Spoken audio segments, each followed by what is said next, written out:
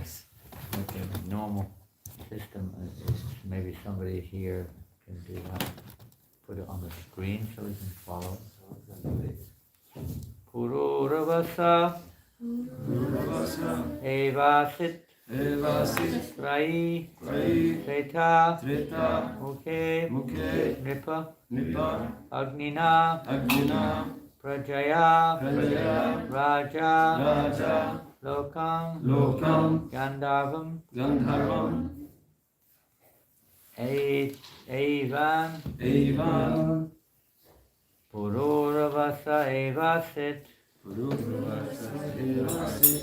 Traye Treta Mukhe Nipa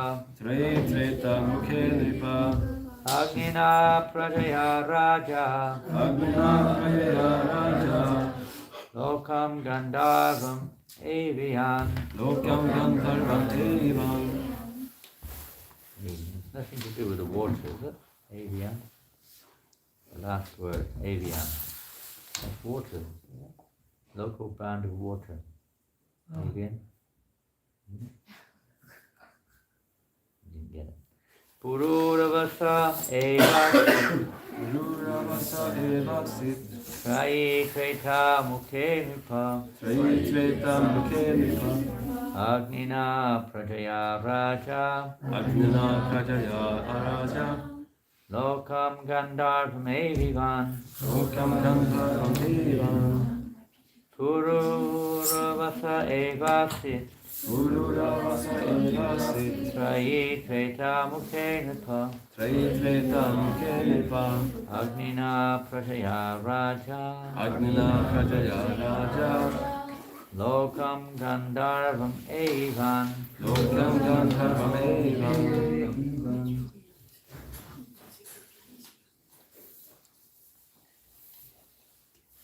Anybody like to chant? Pururavasa Evasi Treta Mukhe Nipa Agnina Prajaya Raja Lokam Gandharvam Eva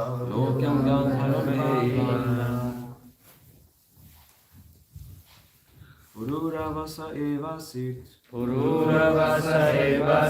Traye Treta Mukhe Nipa Agnina Prajaya Raja Lokam Gandharvam Evan. Ladies.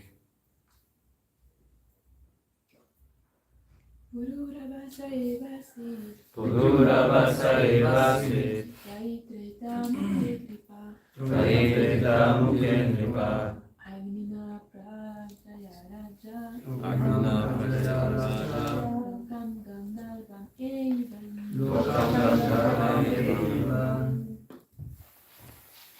Pururavasa. From King Pururava. Eva. Thus. Asit. There was. Trayi. The Vedic principles of karma, jnana, and upasana. Treta Mukhe. In the beginning of the Treta Yuga. Nripa. O King Parikshit. Agnina. Simply by generating the fire of sacrifice. Prajaya. By his son. Raja. Ravara.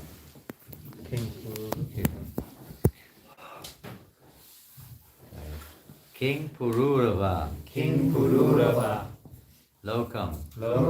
To the planet. Gandharvam. Of the Gandharvas. Avan. Achieved. Avian. It is Avan. My eyes were seeing something different. We're all seeing differently through these eyes, according to our inner desires. Translation and purport by Srila Prabhupada. O Maharaj Pariksit, at the beginning of Treta Yuga, King Pururava inaugurated a Karmakanda sacrifice. Thus Pururava, who considered the yogic fire his son, was able to go to Gandharvaloka as he desired. Here we go. If you want to go to Gandharvaloka, which I guess if we knew what it meant, we probably would want to go there. At least materialistic people would. There's a little test before we come. Eligible to enter into the 10th canto of Bhagavatam.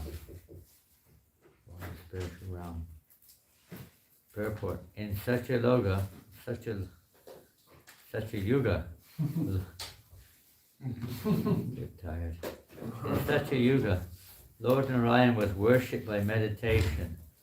Krite yad yayato Vishnu. Indeed, everyone always meditated upon Lord Vishnu. Narayan, or Lord Narayan, and achieved every success by this process of meditation. In the next yuga, Treta Yuga, the performance of yajna began. Tretayam, Tretato Mukai. Therefore, this verse says, Trai Treta Mukhe, ritualistic ceremonies, Haribol, Jai Jagat Parisisvara Mandir. The ritualistic ceremonies are generally called fruitive activities. Srila Vishwanath Chakravarti Thakur says that in Treta Yuga, beginning in the Swayambhu Manvantara, ritualistic fruitive activities were similarly manifested from Priyavrata. Read that again. Srila Vishwanath Chakravarti Thakur says that in Treta Yuga, beginning in the Swayambhu Manvantara, ritualistic fruitive activities were similarly manifested from Priyavrata. That's the end of Bhaktivedanta purport. So, this chapter. So, what to say? The arrangement of the Lord to help us to progress out of material consciousness into Krishna consciousness. And in different ages, different practices were most recommended. And of course, you've heard already how in Kali Yuga, the Sankirtan, Yajna Sankirtanum Prayer Yujanti Sumedasha, this age of Kali Kaler Dharma Harinama Sankirtanam, is the Yuga Dharma for this age. It's the practice, the constitutional for this age, the spiritual constitutional practice for this age is Nama Sankirtanam. In Treta Yuga, a little different. There's yajnas, karma kandya, could be other types of upasana kandya, but it's yajnas which are being performed. And here we say King Pururava and in previously Priyavrata. Now, they may themselves not be needing this particular kind of activity, but they do it for the sake of others, especially in the case of King Priyavrata. King Priyavrata was performing karma kandi activities. We see the same thing with Ambarish Maharaj, in a slightly different way, of course, because he was attached to it. The case of King Prachanibarhisha and others too. But they may be doing it because they're very attached to it or they're very attracted to it. Or they may be doing these things because in that day and age, that yuga, that's the recommended process for the conditioned souls to follow. So we can see in the Kali Yuga that the performance of sacrifice is imitated sometimes, but it's not affected in this age. Even deity worship, which is essential in terms of the devotees' practices, but it's not the main method in this age, especially for the people in general. Well, in Dwapara Yuga it was. In Kali Yuga it's the chanting of the holy names. So all activities in Kali Yuga should be accompanied by the holy names of the Lord. So this particular chapter ending here with King Pururava enchanted by Urvashi, just like everyone in the material world is described that no one in the whole universe other than Lord Narayan and Rishi is not attracted to the beauty of this world, whatever that may appear to be in its various forms. nobody is immune. Everyone has a tendency to become captivated one way or another by some form or another of them, especially that, you know. When we talk of man, woman, we're talking of a temporary dress which the soul is identified with or conditioned by. For those in the we call male form, then the attraction for a woman is the greatest attraction. Everyone knows that this is the greatest attraction in the material world, basically speaking. Of course, there may be ups and downs, and different persons may appear to have more attraction for other things, but as a general principle, this is the nature of this material world, that the woman business, in a sense, it's not the soul within the woman's body, it's the nature of that woman's body, which is a manifestation of Maya Devi. May not look particularly beautiful sometimes, but there's somebody it does. And a reflection of the beauty of the spiritual realm. Same principle that Ravana had. He wanted to enjoy Sita without Ram. So we want to enjoy the beauty of kind of a higher platform, you could say, of Lakshmi without Narayan. But in the material world, we want to enjoy the reflections of that goddess of fortune in the form of wealth, women, wine, and so on and so forth. Trying to enjoy Krishna's energies.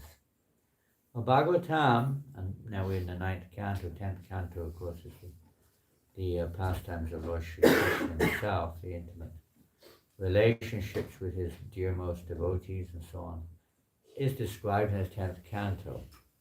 Now, Vishwanath Chakravarti Thakur, interesting, I think it's in the first verse, and I can't remember, in his commentary, describes how the Bhagavatam, he gives, he likens it to 4 different features. And the first one of those is a lamp. A lamp. What does a lamp do? You know, it brings a little light, doesn't it, on our path. If it's dark, you have a lamp, a torch or a mobile lamp, whatever it is, but a lamp, which gives us some guidance in the darkness. It doesn't illuminate everything, but at least it gives us some guidance. So Bhagavatam gives guidance on the path. Now we're in the darkness of the material ignorance. Bhagavatam specifically is described as appeared to give light to those in the darkness of ignorance. It acts as a lamp, but it also acts much more than that. A lamp may take us on a particular specific path, but the sun illuminates everything. So he likens it to the sun also.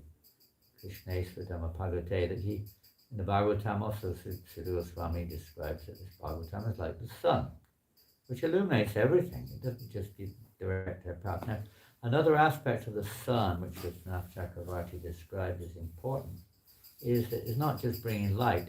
The sun doesn't just give light, but it purifies. Mm-hmm. It's a purifying effect. It removes the darkness, sure, but it removes much more than that. Even if there's stool or urine, the sun can actually purify it. Powerful rays of the sun. So when we see the Bhagavatam in that regards, the Srimad Bhagavatam can remove the entire curtain of ignorance, which includes all the various anarthas and material attachments that we have in our consciousness, which we're still identified with and attached to, and seeing the world through the veneer or through the filter of all of these conditional perspectives. So Bhagavatam can remove that, let's say, ignorance completely. But it's not easy, we all know that. It's not at all. It sounds easy, but to actually enter into the Bhagavatam. So he also compares the Bhagavatam to a very tasty fruit. Probably most of you like mangoes, so we're very attracted to the taste of mango or some other fruit, whatever it is, rasa, some taste, some favorable taste, maybe other food, but some type of rasa. He compares it to a very sweet, tasty fruit, because the Bhagavatam particularly is. Although we may not be tasting it. Why we're not tasting it? You can see Rupa Goswami describes that we're not tasting it because we're in a jaundiced condition, like a person who's jaundiced cannot taste sweet. It's bitter. Similarly, those whose consciousness is covered with a desire to enjoy, just like Pururava, or attracted to Urvasi, or even Brahma was attracted to Vak, his daughter. Lord Shiva was attracted to Mohini Murti in various ways, because it's the Lord's energy. It's bound to be attractive. Due to karma and various other reasons it may be seen otherwise, but ultimately the Lord's energy is very attractive, all attractive. The material wood, it's covered in some ways, but it's still there. The attraction of the material wood is because of Krishna. It's not because of some independent artist. It's because of Krishna's arrangement that it becomes attractive. We become captivated by the expansions of the Lord. You could say, in the sense of how everyone, the demons and everyone, attracted to Mohini Murti. This is none other than Krishna himself in the form of a woman. But everyone's attracted in this world, captivated, and we try to adjust everything. We try to make everything kind of, external. We're all very external, very, very external. Even Krishna consciousness, to most of us, is meant to satisfy our external desires. And we see it like that. We're very external. We have external conditions in our practices, but that's understood in the neophyte stage. But that's not pure devotional service. That's mixed at best.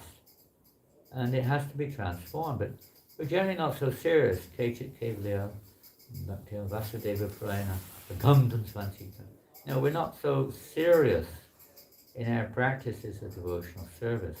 Devotional service is likened to the sun, which burns everything out. But we've got to be very, Tivrena Bhakti Yogena, we have to be very, very serious in our practices for that to happen. Otherwise it's like, it's like a whimper. What can you cook on a whimper of a fire, What can you cook on the temperature? Say you've got a electric cooker, you put it on number 1. It's not going to cook. You've got to put it on a high one to make it cook. It may be a little warm, but it's not going to cook. It's not going to, cook the potato. The thing may be a little bit warm, but it's not going to cook. It has to cook, It has to be cooked. There has to be the sun, the blazing fire. Not that we can cook the pot from, Prabhupada says, 300 miles away. Give an example of that. King, we won't tell the story, it's too long. But we think we can awaken Krishna consciousness with a matchstick or something, Cook the pot with a matchstick. It doesn't work like that. One has to be Tivrena, one has to be very... So it takes time. We're not attracted. The process, it's like so much of our energy is trying to fulfill all these external problems, external visions which we have in our lives. Have been so external. What do we mean by external? It's not just things around us. It's the consciousness which covers the living entity, covers us, which is, basically speaking, a perverted perception of things. Because of our association and our contact with the material energy, our consciousness becomes contaminated. And we're looking through contaminated consciousness and judging everything. Even Krishna consciousness, we judge it, good, bad, likes, dislikes, rights, wrongs. But we're not in a position to judge in one sense. You have to look common sense, but in reality, we're not really in a position to judge because our vision is imperfect. As long as our vision is imperfect like that, what can we see? Therefore, Guru Shastra Sadhu are there. So we take that guidance. And those who are not under the influence of the material energy. At this stage, when we're still influenced, we cannot taste that rasa. But if the process is there, in Vadradu Nudinam, Rupa Goswami describes that we have to be very serious in our chanting and hearing. This is the Kali Yuga, particularly the chanting of the Hare Krishna mantra. Now we're not so serious. I put a nectar devotion aside there in the library. It's just around the corner, I think, on the right. Maybe you can allocate it, find it. To the right, on the cabinet there. You see it? Mm-hmm. Oh, thank you. So, one of my favorite, at different stages of our involvement, different things will be seemingly more relevant, more kind of meaningful or even pleasurable in our lives. Sometimes the boys ask, what's your favorite pastime? And and you ask a year later, you say something different. Because, maybe you changed a little bit, evolved. I'll just read a little bit from this section of the Nectar of Devotion. It's called Chanting the Holy Name of the Lord. Pretty good idea, isn't it? I won't read the whole thing. But it describes the importance of chanting. I'll just read the last paragraph or two. In the Padma Purana, it is said the chanting of the Hare Krishna mantra is present only on the lips of a person who has for many births worshipped Vasudeva. It is further said in the Padma Purana, there is no difference between the holy name of the Lord and the Lord himself. As such, the holy name is as perfect as the Lord himself, in fullness, purity, and eternity. They become attracted to the holy name, become attracted to Mohini Murti indirect, you could say she is Krishna himself, herself, whatever. But our problem is we're attracted to men, women, beautiful scenes in this world, being praised, being recognized, nice food, nice houses, clothes, cars, nice scenery, nice warm water, nice soft beds, money. And the list never ends, is it? It's a long shopping list. There's no end. The more you buy, the more you want. The more you get into it, the more the list increases, it seems. It never subsides rather. It never subsides. It's a never-ending endeavor to try to satisfy our material wants. Never works. Burns like fire. And the more it burns, the more it burns. The more lust. Kamesha, Krodha, Esha. This goes lust. As long as we're lusty, there's no question of love of God. They can't go. They don't go together. They go ill together. Goes ill together. They don't go together. As long as we're trying to get that taste of the fruit of this material world, we will never taste the fruit. We will never relish that taste of Krishna Kata, or Krishna himself, his name, form, pastimes, activities, qualities. We will never really relish it. We may talk about it, we may know about it, we may get some buzz out of it, we may get some recognition out of it, which gives us a buzz. We may feel a bit of, a bit of something, but it's not the real relish. It's not the real thing. Not the real thing at all. And much of the time, even that's there. We're motivated in what we do. We want, we can't wait for this to be finished, and I can take some rest, or, watch the TV or something. Whatever we do in our spare time, watch a movie, go for a walk and space out. Whatever we do in our spare time. We don't have any spare time really, but we think we do. And different types of motivations or conditions are there. I'll serve under certain conditions, otherwise I'm not going to serve.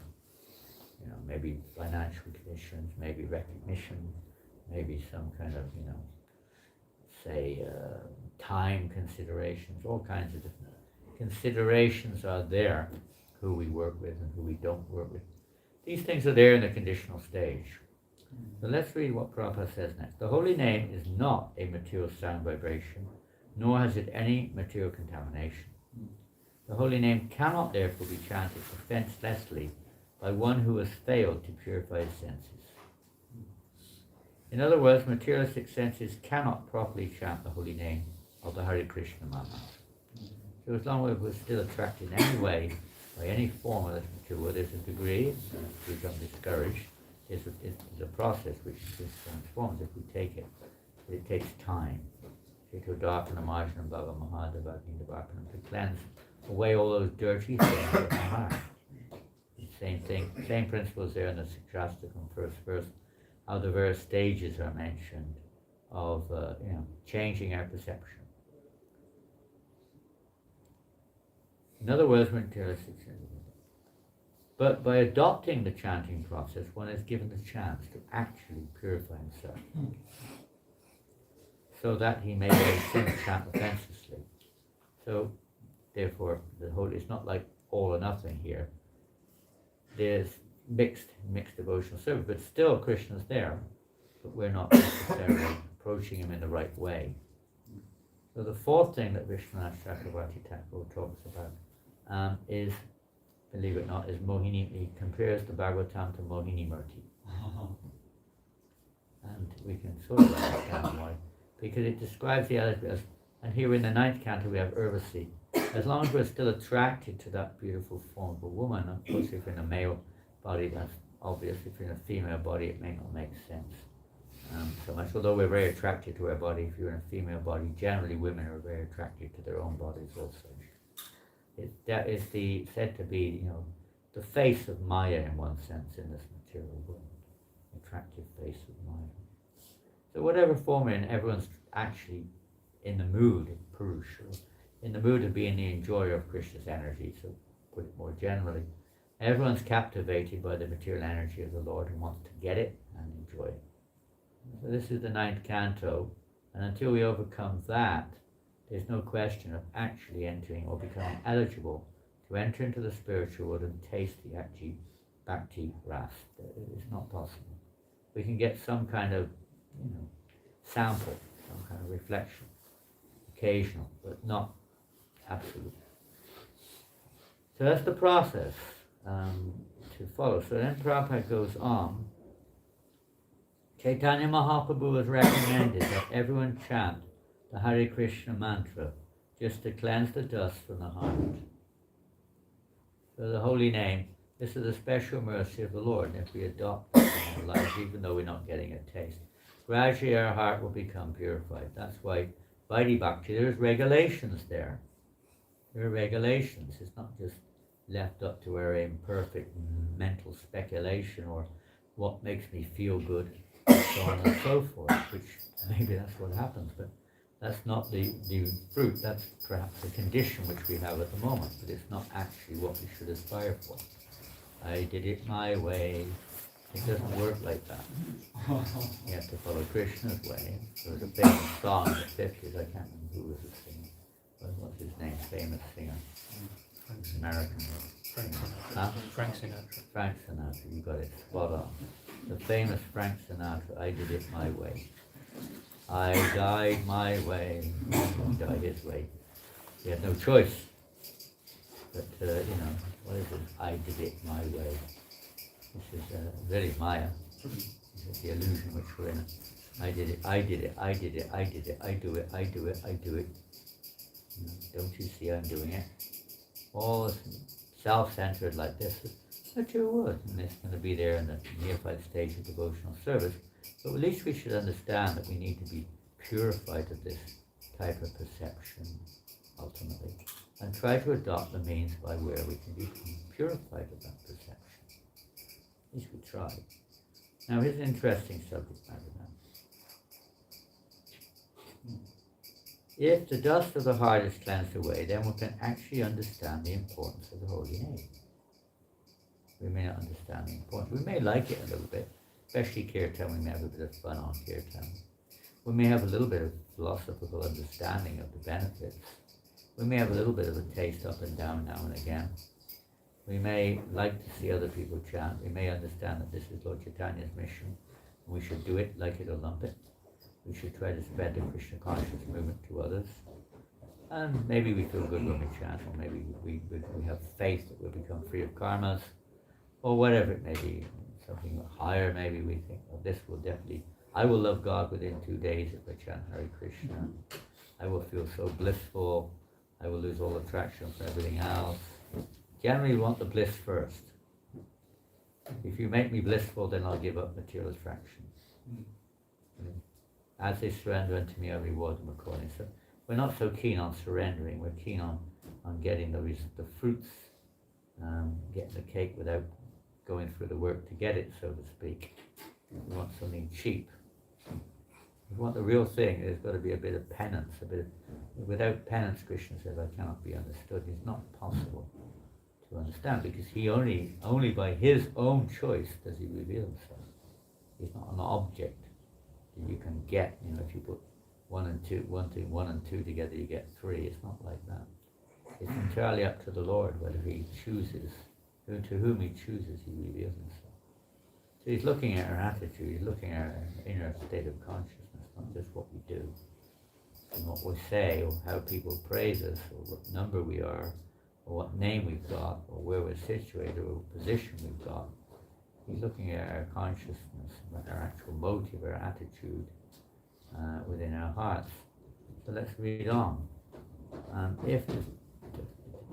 For persons who are not inclined, sorry to say this in my case, it may be the case of some of you too, I don't know, but persons who are not inclined to clean the dust from their hearts and who want to keep things as they are, it is not possible to derive the transcendental result of chanting the Hare Krishna mantra. Not possible. Rupa Goswami Prabhupada are describing this.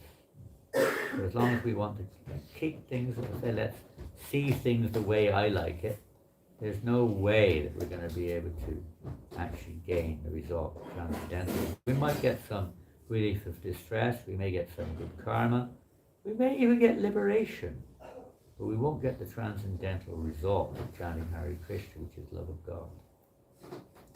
Because their chanting is still offensive. It may not be overtly offensive, but we have an offensive attitude towards the holy name. Self-centered attitude. You see in the holy name as my servant, rather, the other way around. Should do what I want. I'm chanting, why is this happening to me? I'm chanting, why am I still suffering? Why isn't Krishna giving me? I want them. God, I've been chanting so nicely and I still haven't got a husband or wife. What's going on around here? What's he doing? I'm doing my part, he's not doing his. Maybe I'll worship Ganesh instead. I've heard a lot of people say things like that. Condition. They would never, I mean that's not the fruit. If chanting is offensive, you get a material result. And that's what we're getting. So we met that maybe at a stage, like some people, they go to the church or the temple praying for forgiveness, but they have no sincere desire to stop doing that which they're being forgiven for. Not sincere. They expect to get things cheaply. They'll get something, but they won't get the real thing.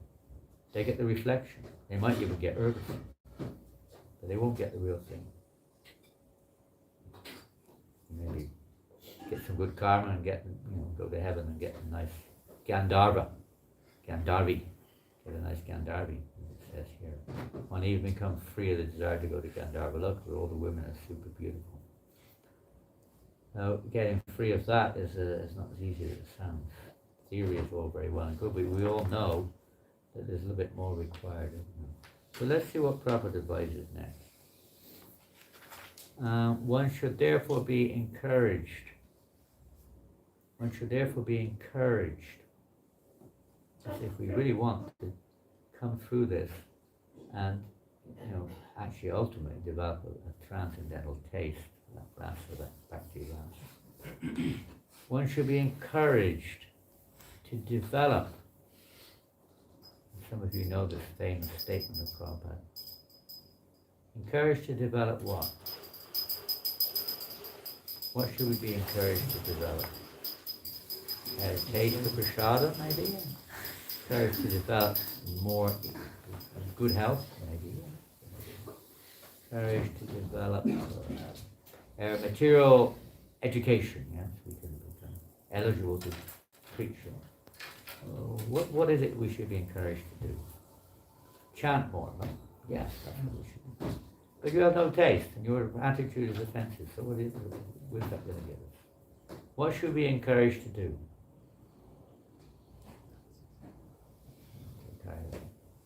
What should we be encouraged to do? Take rest. Good idea. Well, what is the big picture? What should we be encouraged to do? To associate with those who have tests. That's nice thing, but that's not what Prabhupada says here. Is it service? That's not wrong. But here, Rupa Goswami says, does anyone know? Eagerness. One should be encouraged to develop his service attitude. If we don't have a service attitude, we are not making much progress, if any. If our service attitude is I do what I want, or the way I like it, on my conditions, we are not on a very stable position. It's not going to receive the sufficient mercy of the Lord to actually wake us up.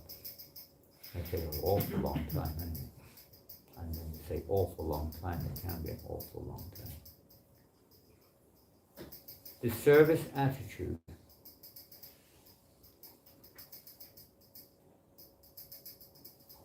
this will help him to chant without any offense. The service attitude, serving the deities, serving the devotees 24 hours a day. We don't think that we're on that platform, but that's the idea. Full engagement in devotion service.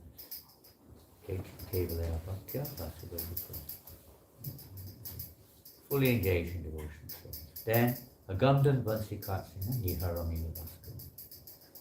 The dirty things in the heart will be blasted out. So the sun, Niharami Vastu is like the sun, which will burn them out. The service attitude towards the pure devotees of the Lord, following their path. And so, under the guidance of a spiritual master, the disciple is trained to render service. Not only to render service, but also at the same time. Now, our chanting, we may not be getting that high taste. Maybe occasional mixed taste is there. We don't really know what the high taste is. We hear about it, but we don't really experience it. We have something. Obviously, something is there. But by the right service attitude, under the guidance of the spiritual master, Prabhupada said, and chant the Hare Krishna mantra at the same time, as soon as one develops his spontaneous service attitude, he can immediately understand the transcendental nature of the holy names of the Maharaj. Immediately understand the transcendental nature of the holy names of the Hare Krishna mantra. The understanding is not just a theory, it's a reality when one has that complete faith in the holy name, total faith in the holy name. That is the 10th offense, not to have complete faith. When we have that complete faith, taking shelter of the holy name, this is the internal factor. When we chant Hare Krishna, let's take japa. Japa is the most significant in this regard. It's generally speaking, when we're having what we call kirtan, it certainly is the Yuga Dharma. It certainly is the, you could say, the mercy form of Lord Chaitanya Mahaprabhu for everyone to embrace or be embraced by. But internally, for this rectification of consciousness, deep down, is when we're chanting japa. It could be any service, it could be any other activity or practice like here in Bhagavatam, whatever it is. But very specific. There's not really anything else to say about japa. It's not like, you don't get like, and yes, today, Revatinanda Prabhu was top of the japa chanters. Yes, today, Revatinanda cooked wonderful japa. Yesterday, Dayanitai Prabhu, cleaned the floor so wonderfully by chanting japa. It's like japa is japa. It's like it's nothing else, It's not that anyone's necessarily going to recognize it. It doesn't really affect anyone. Well, it does in one sense, but in one sense it doesn't. It's our own relationship going on here. Are we going to spend that time trying to solve or think that the solution is external, or do we have faith that it's internal? Whatever the problems are, where are we at? It's maybe a little mixed, up and down. Oftentimes it's entirely material. We're just thinking of this thing, that thing, this thing. If I do this, then I'll get that. Totally, on the external plane. Or is it taking shelter of Krishna? Which one is it? Taking shelter of Krishna is a topic in itself. But the principle is there. Taking shelter of the holy name. What are we doing? At least trying to take shelter of the holy name. Trying to take shelter of Krishna. We don't realize the holy name is Krishna. Not just Krishna, it's Radha and Krishna. We don't realize that. We may repeat it over and over again, but we don't live by it. We don't have that kind of faith. Yashadevi Parabhakti Yatadevi Tatagaro. One who has this kind of faith, everything is revealed. So there's like this simultaneous going on here, but at least we have to recognize that. And the need, as Prabhupada said, those who are not serious about the need for change, they should be encouraged to develop their service attitude. If we're not going to develop a service attitude, then we have to spend a little bit longer in this illusion until we wake up. service, devotional service, is not, oh boy, why are you asking me to do service? Do it yourself. I've already done my 2 hours service today. Leave me alone, will you? Why do you keep asking me to do things? This unfortunate state of consciousness which we sometimes have. There's no question of, in the heart of an actual devotee, of thinking, well, if only I could have more and more service. That's their mood.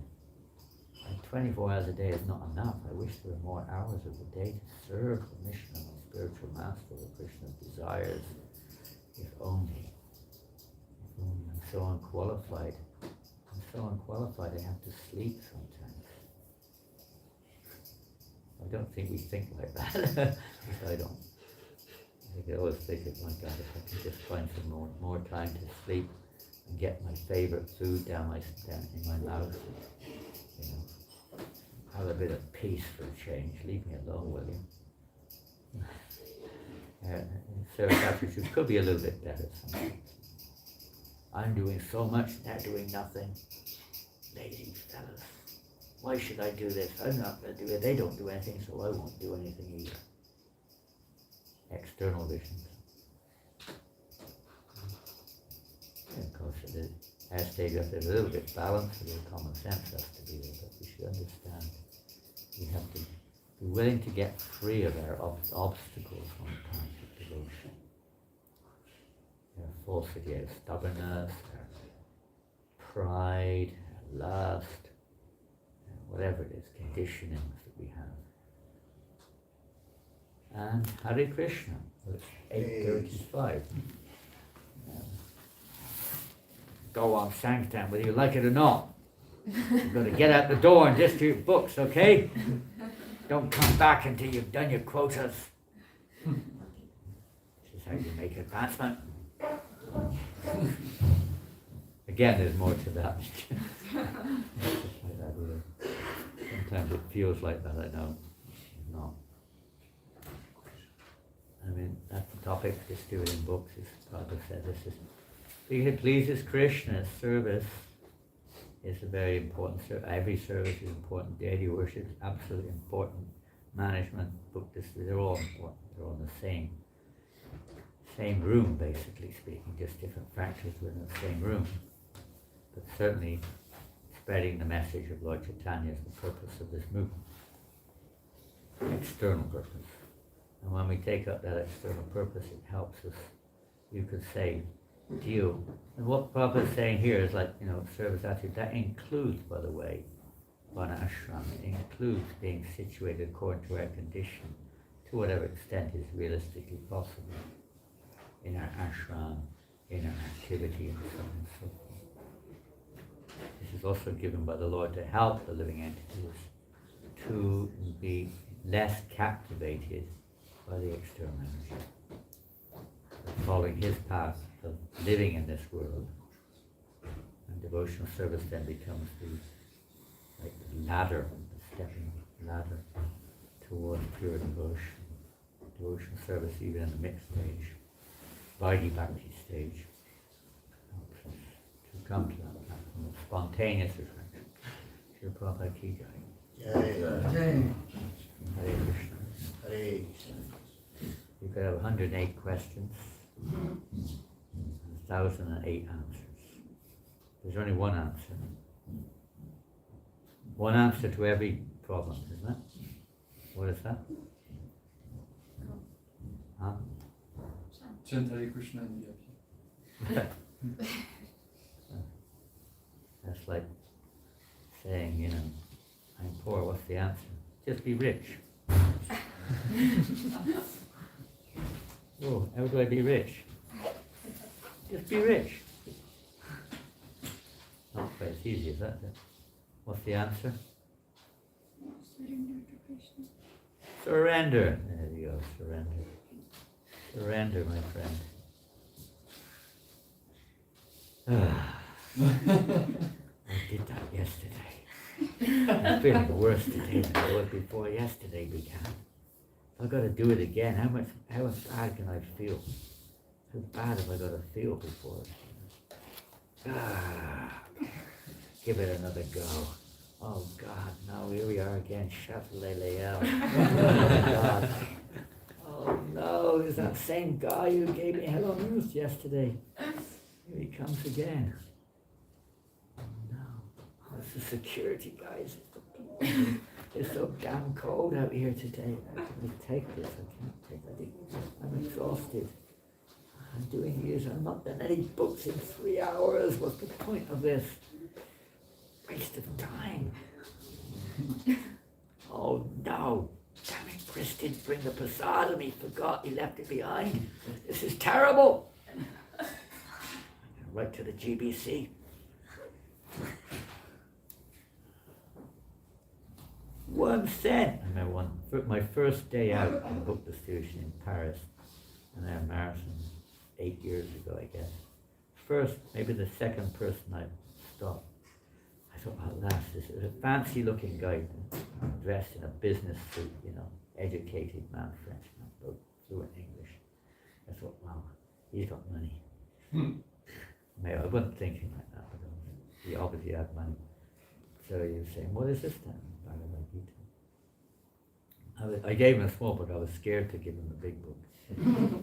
I had the first day, you know, I'd never done it before in France. So then he said, what's that other book you got in your hand? I had the Bhagavad Gita, so let me see that. And he looked at the Bhagavad Gita. I gave him an introduction to Bhagavad Gita. He wanted to look at the big one. I gave him that. I said, oh, so come in. How much is it? I said, just a donation. Anything? I said, yeah, whatever you can give. I thought, you know, rich man is definitely. He pulled out 1 cent. Oh. He said, here, take this. And walked off with the book. I said, excuse me, sir, could you take the little one instead? Yeah, I'll take the little one as well. And walked off. Took both of them. Gave 1 centime.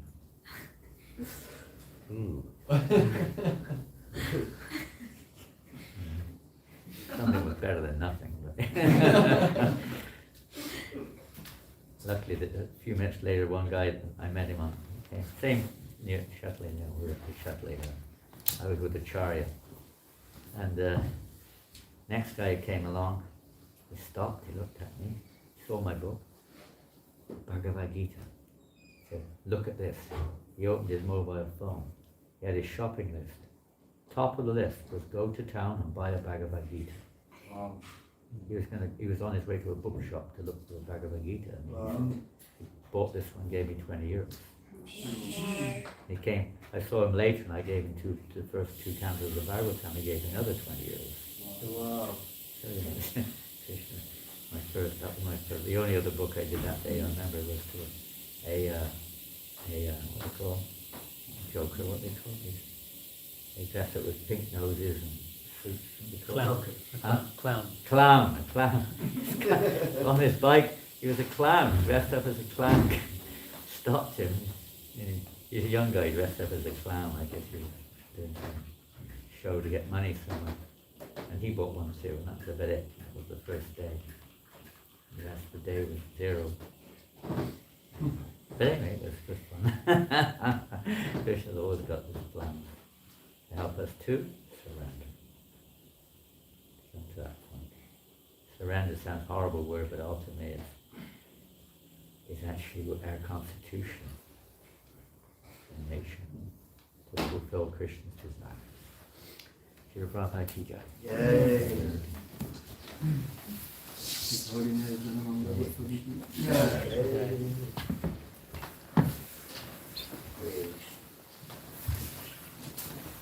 Your good name, Prabhu? Yeah, exactly. Your name? Your name, Chandy. Ah, I'm meeting you this morning. Exactly, yeah. With you. Should have told me. I thought he was up.